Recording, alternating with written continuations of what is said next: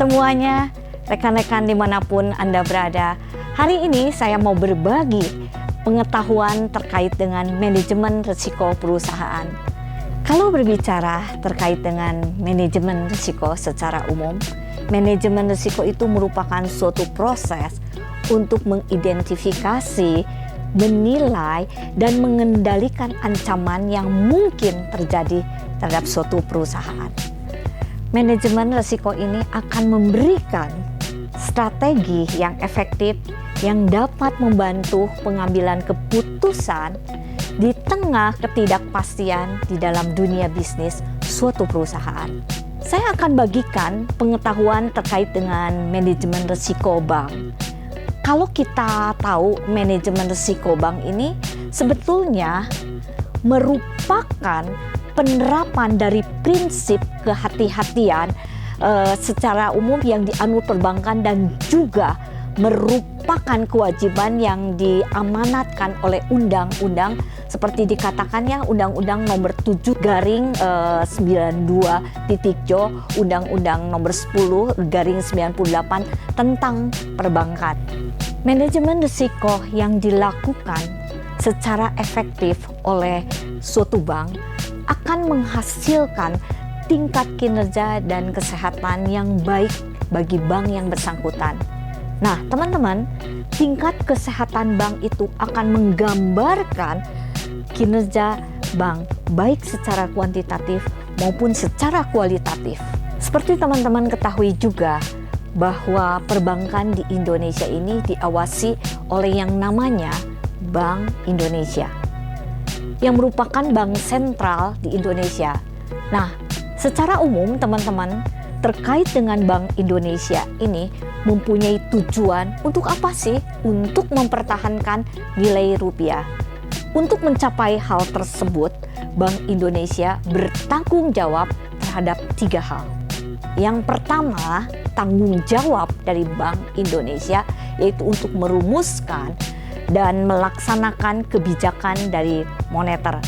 Kemudian, tanggung jawab yang berikutnya menjaga dan mempertahankan sistem dari pembayaran. Yang ketiga, mengatur dan mengawasi perbankan.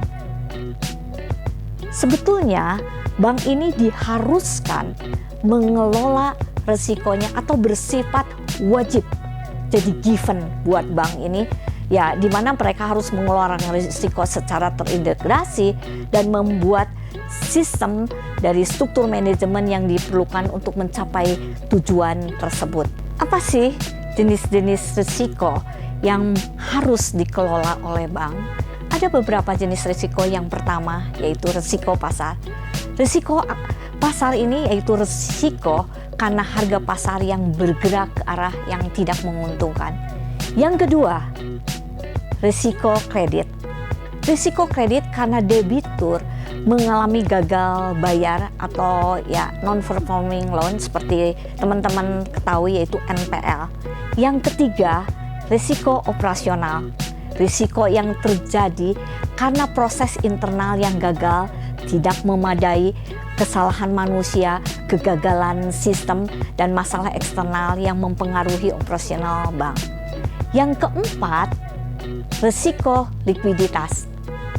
Nah, risiko likuiditas adalah risiko yang terjadi karena bank tidak bisa memenuhi kewajibannya yang jatuh tempo. Yang kelima, teman-teman, risiko legal. Apa sih risiko legal? Yaitu risiko yang muncul karena tindakan atau tuntutan hukum. Yang keenam, risiko reputasi. Apa itu risiko reputasi? Itu risiko yang muncul karena publikasi dan persepsi yang negatif terhadap suatu bank. Yang ketujuh, risiko strategis. Risiko strategis yaitu risiko karena pelaksanaan strategi yang kurang baik, pengambilan keputusan yang kurang baik, kurangnya respon terhadap perubahan eksternal. Yang kedelapan, risiko kepatuhan, yaitu risiko kegagalan bank patuh terhadap hukum, peraturan, dan perundangan yang berlaku. Sampai di sini, teman-teman, terkait dengan pengetahuan yang saya bagikan. See you!